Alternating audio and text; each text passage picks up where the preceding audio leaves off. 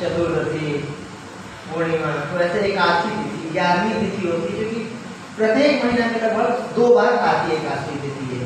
तो विशेष तिथि होती है, क्यों इसे कहते हैं कि माधव तिथि भक्ति जननी, जो भक्ति की जन्म देने वाली ये तिथि है एकादशी तिथि, मतलब जो भक्ति है, भक्ति का जन्म देने वाली तिथि है, भक्ति देवी का जन्म एकादशी तिथि को हुआ था।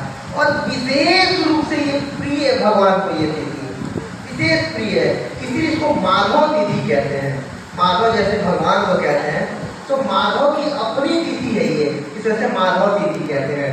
और भक्ति देवी, तो जो भी जैसे नॉर्मल डेज में हम भक्ति करते हैं, उसका तो भक्ति का इटर्नल प्रभाव है, अनंत भक्ति का फल मिलता ही है, लेकिन जो भी एकादशी के दिन अगर भक्ति करते हैं उसका विशेष लाभ मिलता है, विशेष फलदायी होती है वो।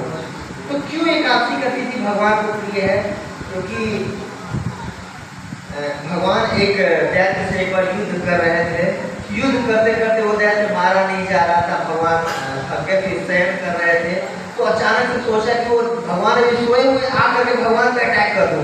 तभी भगवान के शरीर से एक देवी प्रकट हुई और उन्होंने उस दैत्य का वध कर दिया था।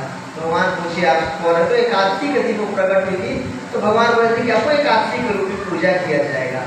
तो इसका क्या नियम है? अगर उनका बहुत बहुत आसान है एकादशी व्रत का पालन करना।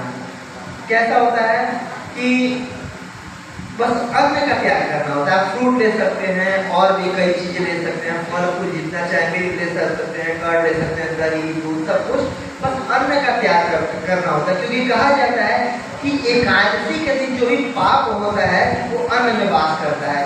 तो जो भी अन्न लेते हैं, जैसे रोटी चावल जो भी ऐसा लेते हैं अन्न, तो उसमें आज के दिन अन्न में पाप का वास होता है, पाप का वास होता है, जिसके चलते हमें नहीं लेना चाहिए। और जो कि कल बताया था, जो कलयुग चल रहा है ये कलह का युग है कि नहीं?